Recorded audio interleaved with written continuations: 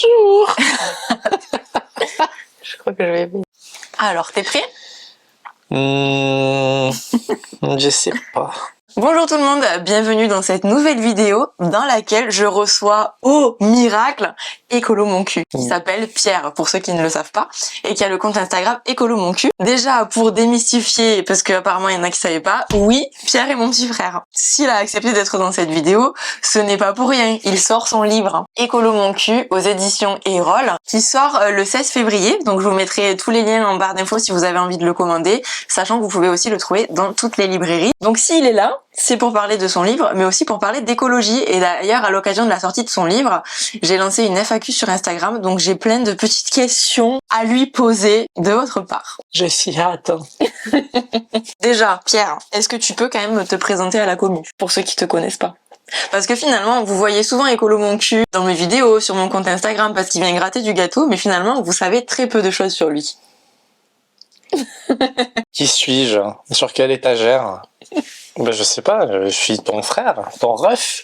Est-ce que tu peux nous raconter déjà ton parcours, qu'est-ce que tu as fait comme études? Oui, alors j'ai fait une école d'ingénieur, tout ce qu'il y a de plus classique à Compiègne, donc en Picardie au milieu d'un champ de patates, ça s'appelait l'UTC. C'était pas des études liées à l'environnement de base, je suis ingénieur en génie mécanique, donc rien à voir. C'est vers la fin de mes études que je me suis tourné vers l'écologie et que j'ai commencé à travailler dans l'éco-conception. Et alors, est-ce que tu peux nous dire c'est quoi ton métier aujourd'hui? Non, mon métier aujourd'hui, en fait, ça consiste en deux choses, deux volets principaux. Il y a un volet où c'est de l'accompagnement d'entreprise à l'éco-conception. Donc ça consiste en quoi? En gros, je vais réaliser des analyses de cycle de vie. Donc en gros, pour essayer de déterminer les impacts environnementaux de produits ou de services sur tout leur cycle de vie. Donc depuis l'extraction des matières premières jusqu'à la fin de vie.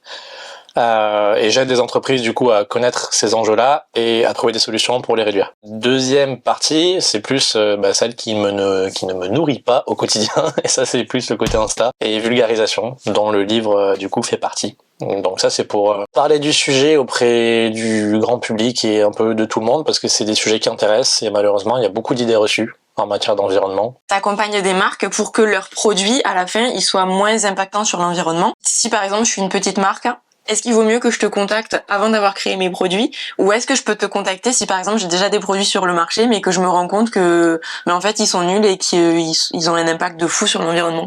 Ah ben c'est clair que le mieux c'est de contacter avant de faire des bêtises.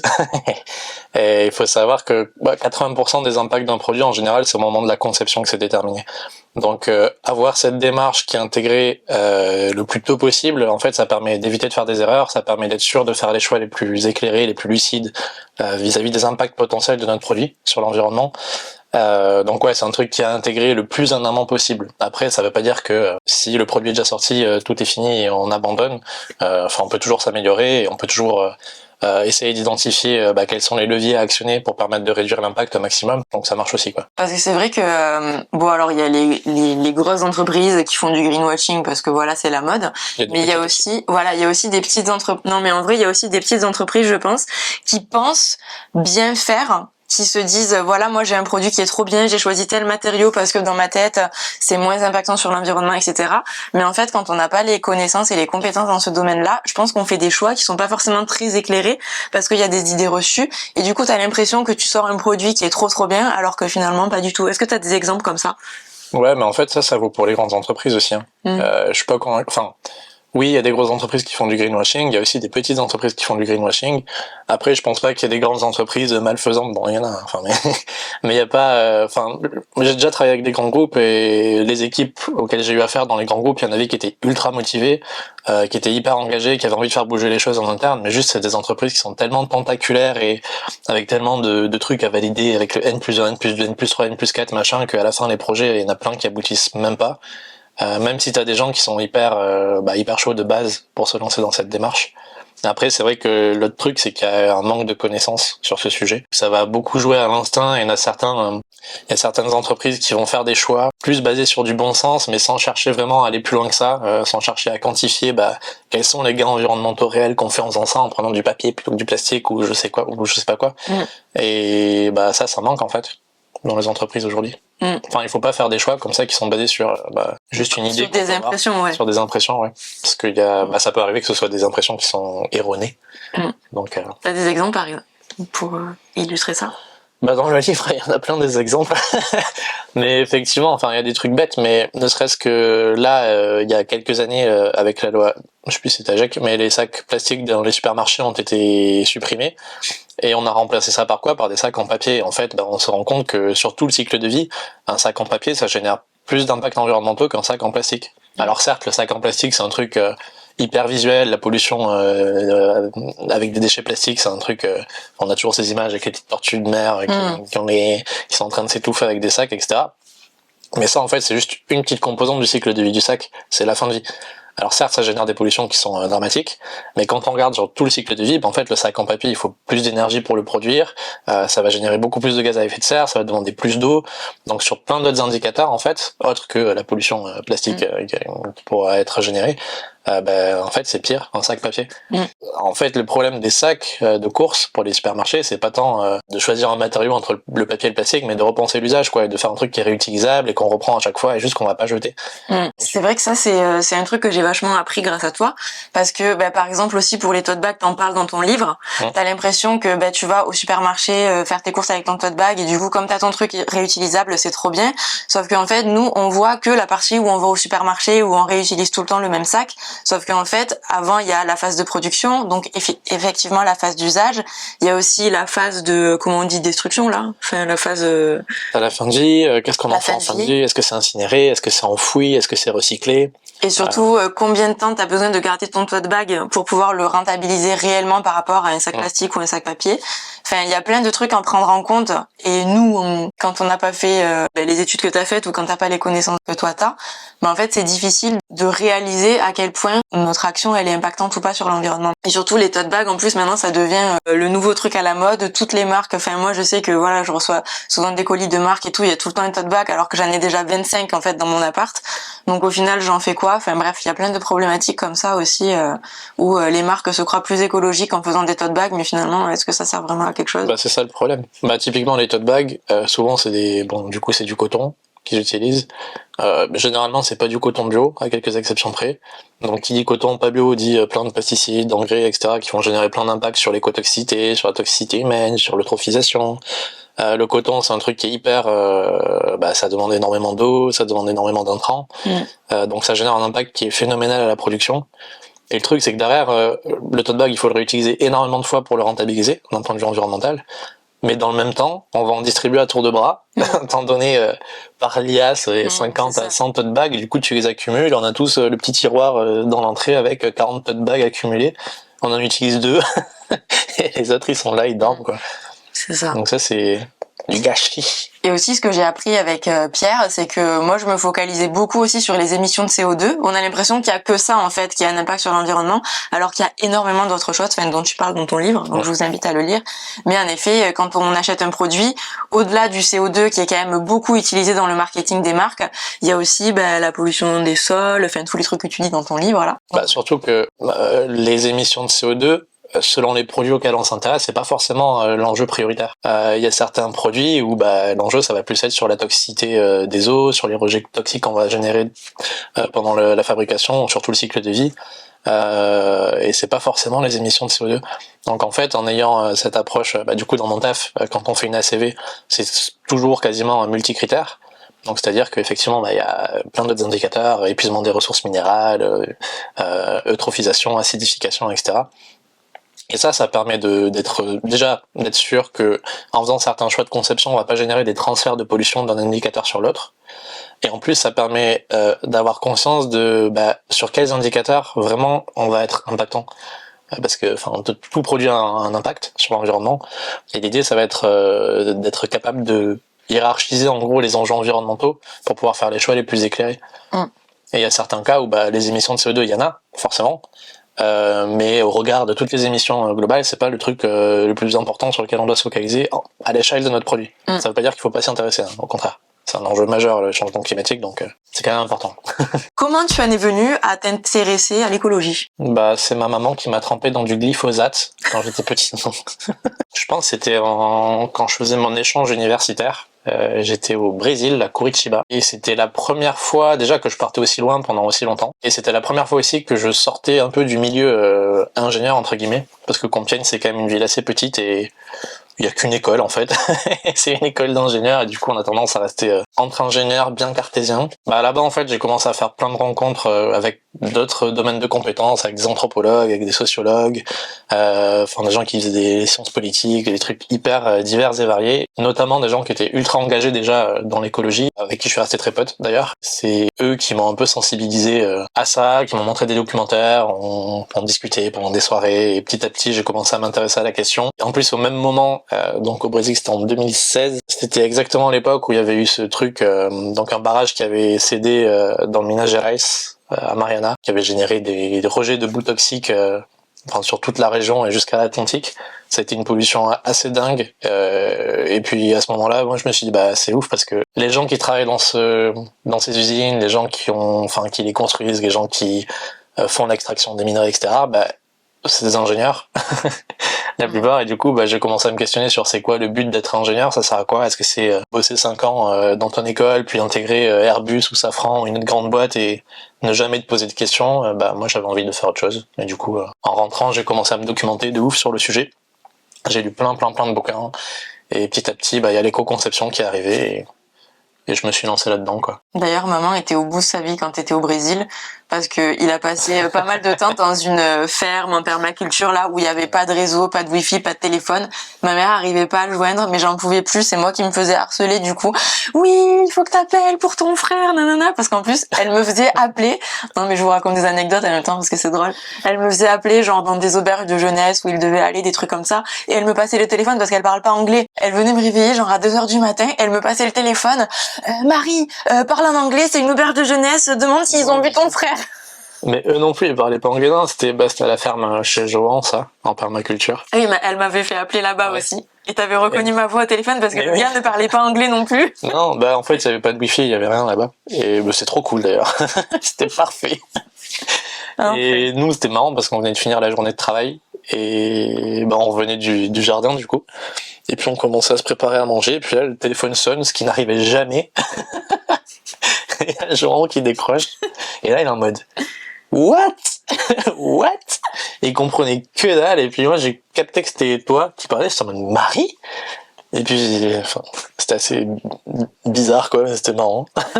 Bref, y en a qui demandent, du coup, l'écologie, c'est une affaire de famille. Et est-ce que vos parents vous ont sensibilisé à l'écologie? En vrai, Dad, il était... il a toujours eu son petit côté chaman, là. Ça, c'est vrai. À aller au jardin, à faire ses petits délires d'herboriste. Ouais, c'est vrai. Mais je crois qu'on n'était pas très réceptifs quand on était petit. Ouais.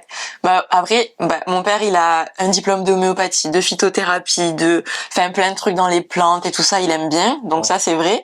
Mais après, on n'a pas vraiment été sensibilisé à l'écologie dans le sens où on a toujours eu un mode de vie classique, parce que je pense que c'était une question aussi qui touchait pas spécialement les générations avant nous finalement. Ouais, tu vois, c'était José Bové. Il y avait encore, je trouve, le cliché des écolos un peu hippies qui s'habillent en haillons et qui vivent au fin fond de la forêt, tu vois. C'était pas vraiment un sujet de société, je trouve, comme ça l'est devenu aujourd'hui. Et en tout cas, alors même si mon père, il a toujours bien aimé faire des infusions, ces trucs de plantes, etc., on voyageait beaucoup, on prenait beaucoup l'avion, au moins une fois par an. Ça, c'est marrant. Ça, c'est marrant, mais bon. Et puis, on a toujours mangé des produits animaux, tu vois, ça leur était pas spécialement venu à l'esprit de se dire que c'était impactant pour l'environnement et qu'on allait l'enlever de notre assiette. Donc finalement, on n'a pas vraiment eu une éducation là-dessus, tu vois ce que je veux dire? Ouais, non, c'est vrai. Je sais pas, ouais. Si papa, je pense qu'il a toujours voté écolo et tout. Ouais, peut-être. Il me semble. Et il en parlait beaucoup quand même. Ah bon? Moi, je me souviens pas. Genre le collège-lycée, je m'en foutais, mais royalement, quoi. Mais finalement, j'ai plus le sentiment que c'est nous qui avons sensibilisé nos parents. Alors Pierre, c'est plus le côté écologie. Moi, j'ai plus le côté santé et cruauté envers les animaux. Et donc du coup, je pense que c'est plus le mélange de nous deux qui a fait que ça a quand même eu un impact sur nos parents. Mais c'est pas le contraire. Mélange explosif. Prochaine question. Comment es-tu devenu écolo mon cul? Parce qu'il faut savoir que Pierre, avant de créer son livre, il a créé son compte Instagram qui s'appelle Écolo Mon Cul. N'hésitez pas à aller le suivre, je vous mettrai le lien en barre d'infos. C'est grâce à ça qu'il y a le livre, d'ailleurs. C'est grâce à Écolo Mon Cul sur Insta. Et s'il y a Écolo Mon Cul sur Insta, c'est grâce à Marie Sweet and Saveur sur Insta aussi, quoi. Mais comment ça s'est passé? C'est toi qui m'as obligé, en fait. Elle m'a menotté à une chaise, elle m'a dit maintenant t'écris des posts et tu te tais. Non, c'est pas ça. C'est juste qu'en fait, c'était pendant le confinement, on était tous les deux chez mes parents. Pierre, il avait fini son ancien boulot. Et il se posait plein de questions et j'ai dit, bah bon là c'est le confinement, t'as qu'à faire un compte Instagram et tout ce que tu sais en fait tu le partages sur Instagram avec ton humour légendaire, c'est sûr que ça va prendre. Enfin, sa manière en fait de parler des trucs, c'était sûr que les gens allaient kiffer. J'ai essayé de le motiver. En fait, il voulait pas parce que bah, les réseaux sociaux c'est polluant. Ça me saoule surtout les réseaux sociaux. Il est pas très réseaux sociaux en fait, Pierre. Mais bon, j'ai dit franchement si c'est cool, ça va apprendre plein de trucs aux gens. Il y a plein de choses qu'on sait pas sur l'écologie et que toi, enfin moi j'ai appris énormément en fait grâce à mon petit frère. Donc je me suis dit ce serait trop bien que d'autres gens puissent aussi profiter de ses connaissances et tout ça. Donc j'ai réussi à le motiver à se lancer sur Instagram. Du coup, on a fait quelques posts au début. Elle m'a coaché sur genre quand est-ce qu'il faut poster, machin, avec quelle fréquence au début, et machin, et bidule. Tu relisais tous mes trucs, tu le relis encore d'ailleurs. Conseil qu'il ne suit pas du tout, hein, parce qu'il poste quand il a envie, ce qu'il a envie. Ça, j'avoue, je m'en fous. Mais oui, tant mieux d'ailleurs. Et je suis très content que ça marche quand même et que les gens, ils aiment bien me suivre, même sans avoir ce truc de régularité, de faire plaisir à l'algorithme. De faire du... Mais ça, je trouve ça cool parce que Pierre, il a vraiment une approche qui est particulière sur son compte parce que on est tous à réfléchir à l'algorithme, à quand poster, à suivre vraiment une cadence effrénée. Ça, c'est devenu un petit peu dur, je trouve, sur les réseaux sociaux. Et lui, il en a absolument rien à foutre, en fait. Il poste quand il a un truc à dire. Et c'est trop bien parce que ça marche quand même. Donc, je trouve que c'est un super exemple de compte qui fonctionne sans suivre tous les trucs d'Instagram, quoi. Le diktat. Ouais, exactement. Je suis juste en mode prenez ce que j'ai à dire, faites-en ce que vous voulez. Ouais. Donc c'est cool. Je suis trop contente qu'il ait lancé son compte Instagram. Je suis trop contente que ça marche. Je suis trop fière qu'il ait créé son livre. Et donc voilà comment il est devenu Écolo Mon Cul. Et d'où vient ce nom Écolo Mon Cul? Eh ben, c'était une petite séance de brainstorming chez les Rouves. Ouais. Sur un tableau blanc avec des start-upers et des post-it jaunes. Non, on voulait un truc qui est bien à mon image, c'est-à-dire vulgaire, violent, sans respect. Et au début, maintenant, elle avait peur qu'on mette le mot cul dans ton nom. Elle s'est dit, oh non, tu peux pas faire avec un gros mot et tout. Mais non, on s'est dit, mais si, c'est trop lui. Et finalement, aujourd'hui, c'est quand même le titre d'un livre qui va se retrouver sur tous les rayons des librairies. Franchement, est-ce qu'on aime pas? On aime trop. Mais c'est pas vulgaire, le livre. Hein. C'est beaucoup plus... Non. C'est pas vulgaire, mais par contre, il y a vraiment ton humour légendaire à l'intérieur. Depuis que t'es petit, t'as cet humour à la con. Question qui revient énormément sur ma chaîne et sur Instagram à chaque fois que vous voyez Écolo Mon Cul. Écolo Mon Cul, est-ce que tu es végétarien ou vegan? Et si oui, depuis combien de temps? Bah non, moi je bouffe de la grosse viandasse. C'est faux. Tous les jours. Là, je suis végétarien. À tendance vegan. Mais pas vegan 100%. Pourquoi? Parce que je suis hyper lucide sur le fait que la société, on est genre, il y a 0,4% de vegan. Et quand c'est chez moi, ou même dans les restos, dès qu'il y a une option vegan, je la prends, tu vois. Mais ça me met des freins quand même quand tu sors avec tes potes et que t'es dans un lieu où il y a rien à manger de vegan. J'accepte le fait que, l'offre aujourd'hui, il y a plein de trucs qui pop, et c'est trop cool. Et dès que je sors avec des potes, je les encourage à ce qu'on aille là-bas, à ce qu'ils découvrent aussi tous les restos vegan trop stylés qu'il y a à Paris, par exemple. Mais il faut être lucide sur le fait que la société, elle a pas encore changé à ce niveau-là. Il y a encore plein d'inertie, plein de réticences. Et voilà, mais en vrai, je suis à 99% vegan. Ouais, mais c'est aussi à toi d'être vecteur de ce changement. Je le suis. En allant dans des lieux où tu dis, y a rien à manger, tant pis, je prends le truc pas vegan, je trouve que ça montre pas l'exemple. Je sais pas. Après, je pense qu'il faut un peu de tout pour faire transitionner les gens vers ce régime-là. Et même sur plein de sujets liés à l'écologie, tu vois. Le truc, c'est que moi, je suis aussi un peu multifront. Donc, si je commence à être le relou sur l'avion, sur la viande, sur la voiture, sur les machins, bidules et tout, après, à la fin, je vois plus personne. Après, c'est pas être relou, c'est faire passer des informations qui sont véridiques. Alors oui, mais ça, je l'ai fait passer, les informations. Mais parmi ces informations, il y a aussi le côté social, tu vois. Genre, typiquement, c'est un truc dont on parle un peu dans le livre, où j'avais parlé beaucoup avec Hugo Bouxon de L214. Et Hugo, en fait, il est chercheur en psychologie sociale. Et on parlait du fait que aujourd'hui, la consommation de viande, c'est un truc qui est énormément lié à cette espèce de norme sociale qui fait que c'est normal ou considéré comme normal de manger de la viande. Ouais. Et en fait, c'est le cas, parce que là, c'est culturellement la normalité, ça fait des années. Et quand toi, tu as un régime un peu différent, que ce soit végétarien ou vegan, t'es considéré souvent comme un extrême, ce qui est vrai comparé à la norme, en fait.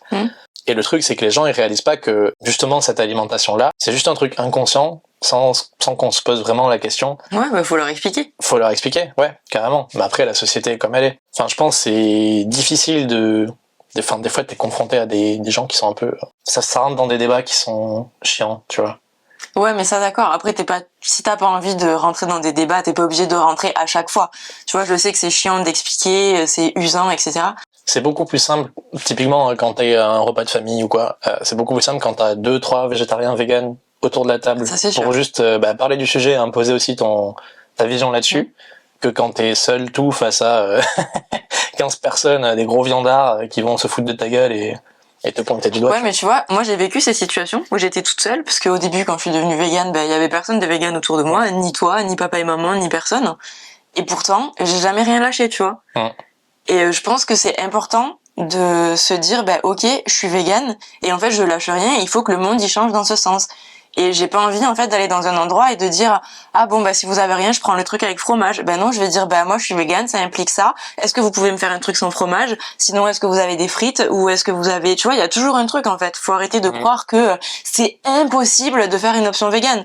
Parce que juste faire des trucs sans produits animaux, c'est possible et c'est possible partout, tu vois. Non, c'est clair. C'est clair. Après, c'est purement culturel, tu vois. Aujourd'hui, la consommation de viande. Et les gens, quand tu leur expliques, après, quand tu prends les bons mots, ils sont assez ouverts. Après, je pense qu'il faut aussi un peu de tout, parce que quand tu te retrouves dans des gros débats comme ça, avec des potes ou avec la famille, sur ce sujet-là, je pense qu'il faut aussi des gens qui sont un peu en transition, un peu moins, déjà 100% vegan et hyper engagés, tu vois, pour justement faire évoluer le truc et faire germer des graines. Parce que si les gens qui sont 100% viandards, etc., si dans leur entourage il y a des gens qui étaient comme eux et qui sont un peu dans une phase de transition, machin, ça va peut-être les faire réfléchir aussi, tu vois. Et ils vont moins se braquer, je pense, que si c'est bulldozer viandard contre... après, moi je suis 100% végane et voilà, je suis radicale et je changerai pas de mode de vie. Mais c'est pas pour autant que je vais expliquer en mode bulldozer. Tu vois, parce que je pense que les gens ils voient aussi que je suis une fille normale, j'ai une vie normale, j'ai ce mode de vie, mais finalement je sais expliquer et je pense que c'est pas parce que je suis 100% végane et que je fais jamais d'écart que je suis pas capable d'expliquer à un viandard pourquoi c'est bien et que je suis pas capable de le faire changer et de semer des graines, tu vois. Ouais, non, bien sûr. Mais après, nous on a une facilité aussi à la maison, c'est que c'est nous qui cuisinons. Ouais. On a quand même on n'a pas rendu papa et maman 100% vegan, mais on a quand même réussi à les... c'est surtout moi qui ai beaucoup insisté, je pense, mais... Ouais. Oui, non, c'est vrai. C'était toi la première. Ouais. Prochaine question, quels sont les gestes du quotidien que tu fais pour la planète? Je prends mon gros SUV pour aller au travail, je prends l'avion pour faire le tour du monde, là je pars à Dubaï tout à l'heure. Non, je fais quoi? Typiquement là on parlait de la viande, l'alimentation c'est un poste assez important dans notre empreinte environnementale. Donc ça pour le coup j'achète plus de produits d'origine animale pour la maison, régime végétarien, quasi vegan. D'ailleurs c'est quand la dernière fois que t'as mangé un truc pas vegan? Je sais pas, il y a longtemps en fait. Le truc c'est que vu que j'achète rien et que je cuisine beaucoup en ce moment là. Ouais, mais tu disais que c'était socialement quand tu sors. C'est quand la dernière fois que t'es sorti et que t'as pas eu une option vegan à Paris? Ça doit être l'an dernier en fait. C'était où du coup? Pizza. Le seul truc c'est pizza. Alors que margarita, tu vois. Pour le coup, je trouve que dans les pizzerias, c'est très facile de demander une marinara. Ouais, non, c'est clair. Mais... Ou tu peux demander une végétarienne sans fromage. C'est vrai. Une végétarienne sans fromage. Bah oui. Ah oui. Oui, c'est vrai. Mais c'était il y a longtemps, ouais. Parce qu'après, là en plus j'ai la chance d'habiter à côté de Marcus, donc ils ont des super pizzas vegan qui sont délicieuses. Donc là maintenant je vais là-bas pour manger mes pizzas. Ouais, en tout cas pour moi, à Paris il y a zéro excuse, il y a des options vegan partout. Ouais. Je sais qu'en province c'est plus compliqué et que du coup on se retrouve souvent avec une vieille salade avec des légumes et tout. Mais moi je trouve qu'il faut vraiment pas hésiter à demander. Et quand les gens verront qu'il y a de la demande pour des plats vegan, ça va se développer de plus en plus. En fait, il faut juste parler, ouvrir sa bouche et demander tout le temps. Ouais, de ouf. Et d'ailleurs, petit succès la semaine dernière, parce qu'il y a un pote à moi de l'école que tu connais, Gab. Ouais. on sait comment il est, hein, archi viandard, archi. On le connaît, le gars. Voilà, hyper tradi entre guillemets.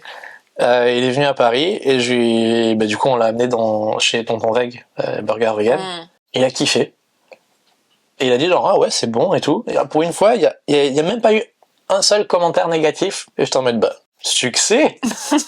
C'est bien. Ça y est, enfin. Donc du coup ce que tu fais pour la planète, donc il y a l'alimentation. Ouais, je fais quoi pour la planète ? Il y a l'alimentation. Bah après il y a les transports. Bon après ça dépend aussi énormément des catégories socio-professionnelles, cet impact-là, notamment avec l'avion. Bah j'essaye de partir moins loin et de juste de plus prendre l'avion quoi. Et bah l'an dernier j'ai été confronté au problème où je devais on avait prévu de retourner au Brésil avec ma copine et au final bah j'y suis pas allé. Parce que voilà, bon, avion. Et c'était très bien, je suis resté ici, j'ai travaillé et j'ai pu écrire ce fucking livre. Donc c'est pas plus mal. Et donc les transports, il y a l'avion, il y a la voiture. Donc bon moi j'ai la chance d'être dans une ville où il y a des transports publics, même s'ils marchent pas forcément très bien tout le temps. Ça va, ouais. Bah métro, bus, vélo, le plus possible. Enfin après, faut regarder aussi les ordres de grandeur sur les premiers postes d'émission versus les trucs qu'on fait au quotidien et on se dit ouais c'est super, genre être zéro déchet, tu vois, ça aura pas le même impact que par exemple arrêter de prendre l'avion. Mais d'ailleurs, c'est quoi les plus gros changements qu'on peut faire pour que notre impact soit le plus minimisé possible? Parce que tu vois, par exemple, faire pipi sous la douche ou éteindre la lumière, comparé à manger un steak, c'est rien du tout. Ça, c'est l'équivalent de couper le wifi, comme dirait Olivier Véran, tu vois. ça sert à rien. Enfin, tu peux le faire, tu vois, c'est bien si ça te permet d'avoir bonne conscience, mais enfin, vraiment, les premiers postes, c'est les transports. Vraiment limiter au maximum tout ce qui est bagnole et avion. L'alimentation, donc végétaliser au maximum son alimentation. Go vegan. Go vegan, exactement. Et après c'est un peu plus diffus derrière. Mais enfin je sais pas, moi je fais quoi au quotidien ? Après il y a tout ce qui est consommation de produits, tu vois. Genre j'essaye de... Bon, de toute façon j'ai toujours été un schlagos, donc pour ce qui est vêtements, moi c'est Fripe et des trucs comme ça. Ou des trucs qu'on m'offre, genre... mon stock de vêtements il se fait à Noël en fait, concrètement. Mais d'ailleurs, maman, elle t'achète toujours des trucs qui viennent de Vinted. Ah ouais? Ouais, voilà. c'est très rare qu'elle t'achète des trucs neufs. Ouais. Ah, et le logement aussi. Hyper important, le logement. Plutôt que de mettre le chauffage, je mets 3 plaids et un pull. Et ça, c'est hyper important aussi. La manière dont on chauffe nos logis. Bah, toi, ça, parce que c'est pas très grand chez toi, mais quand t'as un château à Levallois-Perret. Mais franchement, même si j'ai que 14 mètres carrés, je n'allume pas le chauffage, à moins que je sois vraiment frigorifiée. Genre, ça m'est déjà arrivé, je me dis, bon, je le mets pendant 2 heures pour que mon appart chauffe un peu, mais après, je l'éteins tout le temps, en fait. Ouais. Et là, en ce moment, il fait quand même un peu froid. J'ai mis une deuxième couette dans mon lit, et puis voilà. Et au pire des cas, genre, si vraiment vous avez froid, il y a les espèces de couvertures chauffantes, ça c'est cool. Parce qu'au moins, tu te dis pas, je chauffe la pièce, je chauffe pas 100 mètres cubes, mais juste mon corps, parce que c'est ce dont j'ai besoin, quoi. Mais en tout cas, tu m'as beaucoup influencé aussi sur l'avion, parce que j'ai décidé d'arrêter de prendre l'avion. Mon voyage au Canada, c'était le dernier. Mais c'est vrai qu'en fait, c'est dur parce que Flo, il aime trop voyager, il a trop envie de partir tout le temps. Et c'est vrai qu'on passe à chaque fois des trop bonnes vacances, donc j'avoue, c'est de se dire qu'au moins une fois par an, on part plus, et bon, voilà. Mais bon, on s'est dit qu'on allait faire des destinations plus proches, parce que finalement, on a quand même été un peu déçus de notre voyage je vous remettrai la vidéo, j'en ai parlé dans une vidéo, on a été un peu déçus de notre voyage au Canada, et on s'est dit finalement, pour ce qu'on a fait, on aurait pu le faire plus près, parce qu'en fait, il y a plein d'endroits qu'on connaît pas et qui sont magnifiques, et qui sont plus facilement accessibles. Donc c'est hyper dommage finalement de devoir traverser des océans pour faire des trucs que tu peux faire à côté de chez toi, quoi. C'est ça, il y a plein de trucs qu'on a déjà ici en fait, et où t'as des paysages similaires, où t'as des trucs hyper mignons, tu vois, hyper charmants. Ouais. Et enfin, je sais pas, c'est un truc qu'on essaie un peu d'explorer avec Barnabé dans le livre, où on essaye de pas se limiter juste à c'est quoi l'impact de tel truc ou tel truc, mais d'expliquer pourquoi en fait on a ces comportements aujourd'hui. Et on en parlait vite fait avec la viande, mais on le fait aussi pour les transports, où on essaye de questionner le pourquoi est-ce que en tout cas, les gens qui ont le moyen, ils ressentent le besoin de partir 2 semaines à Bali, tu vois, pour prendre 3 selfies et revenir. Et tout ça pour en plus au retour avoir l'espèce de déprime du retour où tu te dis oh non, ma vie est nulle, etc. On essaye d'aller diguer un peu là-dedans. On a lu beaucoup de d'écrits, de sociologie, d'anthropologie sur ces questions-là. Donc on essaye de pas se limiter à juste l'impact environnemental, mais comprendre les dynamiques qu'il y a derrière. Et pareil pour la voiture, tu vois. Enfin, aujourd'hui, on est un peu dans la civilisation de la voiture. Et du coup, on essaye de questionner le pourquoi on est dans cette situation où là, par exemple, à Paris, t'as des gens qui habitent dans le centre, mais ils vont travailler en banlieue, ils prennent leur bagnole. Et à l'inverse, t'as des gens qui habitent en banlieue parce qu'ils ont pas la thune d'être dans le centre. Et ils prennent leur voiture pour venir travailler dans le centre, tu vois. T'as cette espèce de balai incessant où on se dit, mais c'est fou, alors qu'on pourrait juste réaménager le territoire, faire en sorte que les gens puissent habiter proche de leur travail, etc. Donc il y a toutes ces dynamiques-là qui sont intéressantes. Autre question, est-ce raisonnable de vouloir un enfant? Parce que j'avoue, je me suis fait un peu tacler dans ma vidéo FAQ, parce que j'ai dit que, bon voilà, j'ai expliqué pourquoi je voulais pas d'enfant et pourquoi Flo voulait pas d'enfant non plus, donc très bien, c'est très bien trouvé. Et en fait, parmi les raisons, j'avais dit que c'était le truc le plus polluant de faire un enfant. Eh bien, c'est faux. Non, en fait, ça dépend. Ça dépend. Le truc, c'est que l'impact individuel, il est beaucoup plus lié à ton niveau de revenu, à ta catégorie socio-professionnelle et où est-ce que tu habites dans le monde que à est-ce que tu as des enfants, tu vois. Mais en fait, justement, tu vois, moi, j'habite à Paris, je suis du coup dans un pays occidental où le taux de pollution est maximisé, tu vois, c'est chez nous qu'on pollue le plus, donc je me dis, mettre un nouvel être humain au monde dans ces conditions-là, là où on habite, en fait j'ai l'impression que c'est le pire truc qu'on peut faire parce que même moi si j'ai décidé d'être végane, de plus prendre l'avion, etc., j'en sais rien de ce que mon enfant il va faire, tu vois. Peut-être que je vais l'élever végane, mais peut-être après ça va le gaver, il va se dire moi j'en ai rien à foutre, il va prendre le contre-pied, il va manger des produits animaux à gogo. En fait on peut pas prévoir. Et du coup, ça, c'est encore pour 100 ans, t'as encore un être humain qui va reprendre. 100 ans, t'es optimiste, hein. Bon, je dis 100 ans, mais 70 ans, tu vois, peut-être, pendant 70 ans, t'auras encore un autre être humain dans un pays occidental qui va polluer à foison, tu vois. Un bébé sweetos. Il y en aura pas, donc ça, voilà. Enfin, je suis pas expert en l'impact des enfants, tu vois, mais je sais que j'avais lu 2-3 trucs sur le fait que aussi une société, par exemple, avec juste des vieux, ça générait plein de problèmes. Donc, juste arrêter que tout le monde arrête de faire des enfants, ça marchera pas. Ah oui, mais ça n'arrivera jamais. Mais je pense que c'est important qu'il y ait des personnes qui prennent la décision justement de pas peupler la planète autant, tu vois.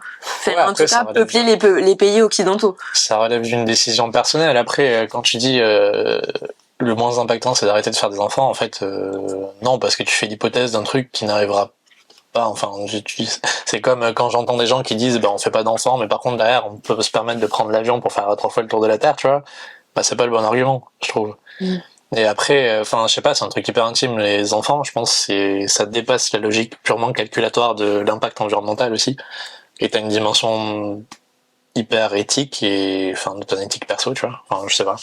Je pense que c'est un truc beaucoup plus complexe que juste une logique calculatoire de combien ça impacte un mioche, quoi. Ouais, mais en tout cas, je sais pas, faire beaucoup d'enfants, ça te paraît pas déraisonnable? Moi, je sais que, à titre personnel, là, en l'état, je n'en veux pas. Du coup, explique pourquoi, c'est intéressant. Mais ça n'a rien à voir avec l'impact environnemental. Ah, j'en ok. veux pas juste parce que, j'ai 28 ans et j'ai envie de m'occuper de moi, là, je me sens pas non plus en plus responsable pour élever des gosses, quoi. J'ai l'impression que c'est moi l'enfant. Moi, c'est pareil. C'est un truc de ouf. Mais non, mais après, en termes d'impact, y a un super livre qui a été écrit par Emmanuel Pont, qui s'appelle Faut-il arrêter de faire des enfants pour sauver la planète, si je me trompe pas. Et c'est un livre trop cool, et il explique hyper bien ce sujet-là, avec plein de chiffres à la clé, des statistiques, et c'est très intéressant. Je le mettrai en barre d'infos, du coup. Ouais, tu peux. C'est un ingénieur. Oui. Prochaine question, est-ce qu'il vaut mieux manger bio ou local pour la planète? Il faut choisir entre les deux. Le mieux, c'est les deux. Ouais, en fait, les deux, c'est quoi le problème? Mais du coup, si tu dois faire un choix, je sais pas. J'en sais rien, moi. Entre bio et local, déjà, bio, c'est sûr que c'est bien, parce que, même si, il y a les normes, c'est les normes, même si parfois on peut avoir le label et puis on sait qu'il y a des résidus, machin, c'est un peu plus complexe que ça, mais de manière générale, on sait que, il y a beaucoup moins de chances de trouver des résidus de pesticides dans des fruits et légumes qui sont bio que dans le tout venant du supermarché, quoi. Donc ça, c'est clair que c'est mieux, notamment pour l'écotoxicité, pour la toxicité humaine, pour plein de choses. aussi pour le climat, parce que bon, pour produire les pesticides, il faut des usines, il faut plein de substances qu'on va aller synthétiser, etc. Et in fine, il faut du pétrole en fait. Après, sur la question du local, en fait, ça dépend, parce que j'avais fait un post là-dessus sur les tomates où je montrais que il y a des études qui ont montré que des tomates qui sont cultivées en France, par exemple sous serre en hiver, pouvaient s'avérer plus impactantes que des tomates qui étaient importées. Et ça, c'est hyper intéressant parce que ça nous donne la notion de saison aussi. Et en fait, quand on cultive des trucs qui sont pas faits pour pousser ici, et du coup on met des conditions artificielles pour pouvoir faire pousser, que ça soit des tomates en hiver en Bretagne ou des avocats ou des mangues ou des trucs comme ça, en fait ça génère énormément d'impact parce que généralement on va le faire sous serre, qui vont être chauffés au gaz, etc. Donc ça va générer un impact assez élevé. Et dans l'idée, le mieux c'est de manger local, bio et de saison en fait. Genre manger les trucs qui sont faits pour pousser là, pas très loin de chez nous. Et là, c'est cool. Et sans produits d'origine animale. C'est vrai que dans ton livre aussi, tu parles du fait que dans l'alimentation, c'est pas forcément le transport qui a le plus d'impact. Et c'est vrai que quand on est vegan et qu'on dit qu'on mange plus de viande, etc., on nous dit oui, mais vous mangez des avocats et les avocats ça vient du Pérou. Sauf qu'en fait, si on compare un avocat qui vient du Pérou, alors déjà c'est faux, on mange pas que des avocats à tous les repas. Moi, je sais pas, la dernière fois que j'ai acheté un avocat, c'est il y a 2 ans, tu sais. Et le truc c'est que en plus c'est totalement débile parce que les gens qui mangent de la viande, ok, t'as mangé ton bœuf du Larzac, machin, et qu'est-ce qu'il a mangé le bœuf du Larzac? Donc lui aussi il a bouffé des trucs qui sont importés en partie. Donc au final le raisonnement il tient pas trop, mais c'est vrai que dans l'alimentation en général le transport ça représente quelques pourcents, en tout cas de l'empreinte carbone, et même sur les autres indicateurs c'est pas le truc qui ressort le plus. En général ce qui est important c'est surtout ce qu'on mange plus que de où ça vient, et comment c'est cultivé, avec quels intrants, quelle quantité d'énergie, etc. Donc manger bio, manger local, manger de saison. On vient des trucs de base en fait. Ouais.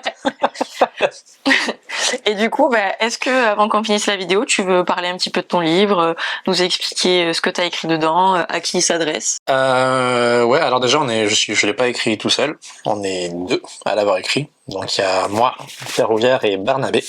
Barnabé en fait il est écrivain, donc il a un profil beaucoup plus littéraire et on a fait ça à 2, déjà parce que moi je me sentais pas légitime d'écrire un bouquin tout seul.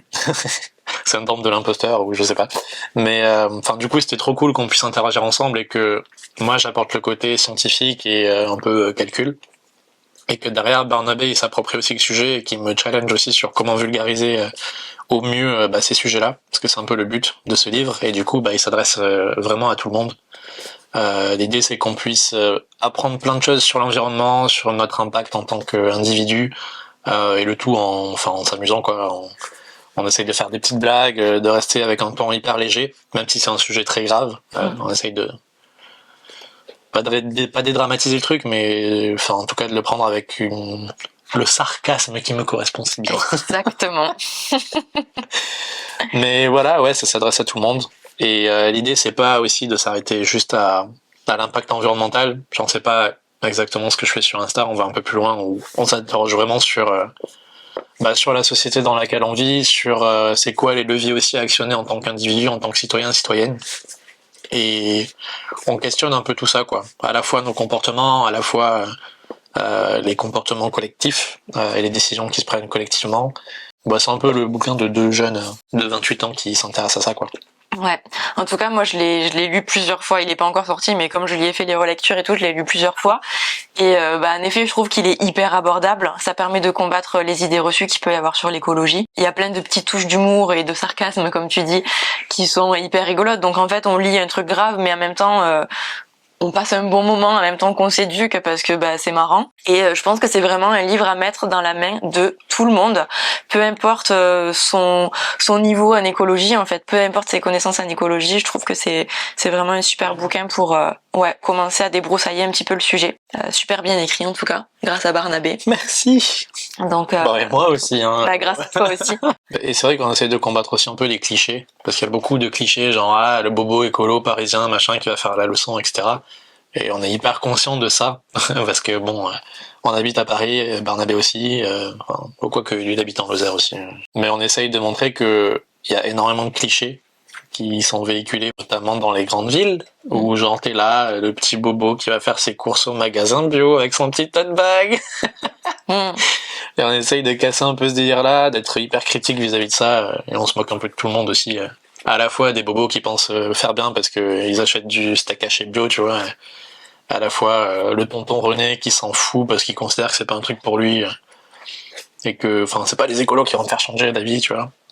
Et notamment sur le chapitre de la viande, on a essayé de créer une sorte de dialogue comme ça entre, du coup, le ou la personnage. En fait, c'est un truc qu'on a souhaité aussi avec le livre, c'est que le personnage soit pas identifié comme homme ou femme, et on s'adresse vraiment à vous, en fait. On essaye de vous projeter dans des situations du quotidien, que ça soit typiquement le repas de famille à Noël, où il y a ce débat avec tonton René, qui est un viandard invétéré, et vous, qui êtes en transition et qui vous posez plein de questions sur votre impact et sur la consommation de viande. Du coup, on joue avec ces clichés à ce niveau-là, sur le carniste convaincu et la personne qui questionne ça, l'ordre établi.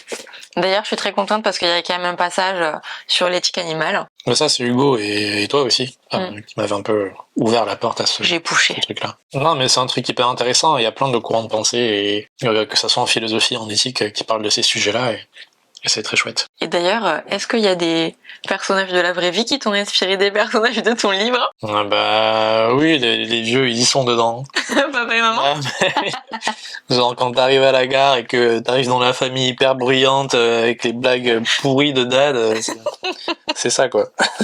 Ils y sont. Mais ce qui est terrible, c'est qu'on a eu exactement les mêmes... Il y a certains passages... C'est des vraies conversations de la vraie vie. Non, mais il y a certains passages, vu qu'on a écrit à deux avec Barnabé, tu vois, il y a certains passages, c'est plus Barnabé qui met des petites touches d'humour comme ça, et je me suis dit, mais... Il était là. Mais oui, c'est un truc de mon père, d'où tu sors ça, quoi.